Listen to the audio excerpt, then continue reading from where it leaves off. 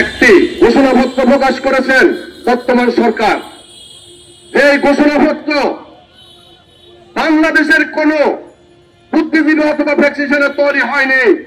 আমরা এটা স্পষ্ট বলতে পারবো, এই ঘোষণাপত্র ভারতের প্র্যাকটিশনার তৈরি করা হয়েছে।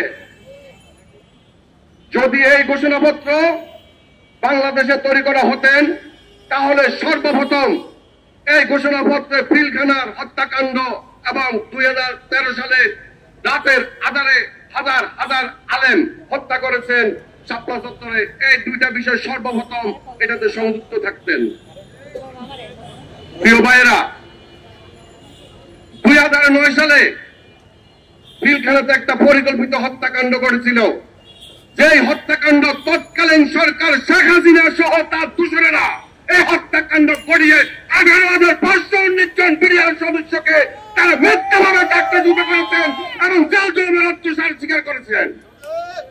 এমনও এখনো পর্যন্ত আমাদের অনেক ভাই বিনা অপরাধে কারাগারে বন্দী অবস্থায় আছেন। আমরা স্পষ্টভাবে জানাতে চাচ্ছি, আমাদের কারা বন্দী ভাইদেরকে অতি তাড়াতাড়ি যেন কারাগার থেকে মুক্তি দেওয়া হয় এবং তার সাথে সাথে 11,519 জন বিডিআর সদস্যকে যেন চাকরিতে পুনর্বহাল করা হয়। এই বিষয়গুলো সম্পূর্ণ ঘোষণাপত্রে আসতে হবে। আর যদি এই বিষয়গুলো ঘোষণাপত্রে না আসেন, আমরা ঘোষণাপত্রের বিরোধিতা করতেছি না, আমরা ঘোষণাপত্রের সাথে আমাদের বিষয়গুলো সম্পূর্ণ সংযুক্ত করার জন্য অনুরোধ করছি।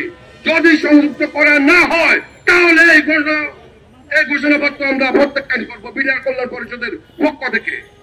আমাদের ভাবতে আশ্চর্য লাগে, এখনো পর্যন্ত সরকারের বিভিন্ন জায়গায় আওয়ামী দূষণেরা গাপ্তি মেরে বসে আছেন, আর উনারা আঙ্গুলের ইশারা দেশ পরিচালনা করছেন এবং আমরা তাতে পরিচালিত হয়ে যাচ্ছি।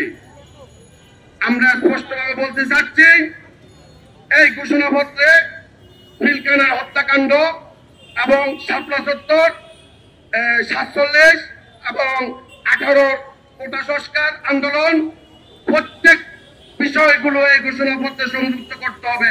না হলে আমরা আপনাদের সকল বিষয় দেখার পরে আমরা রাস্তায় নামতে বাধ্য হব।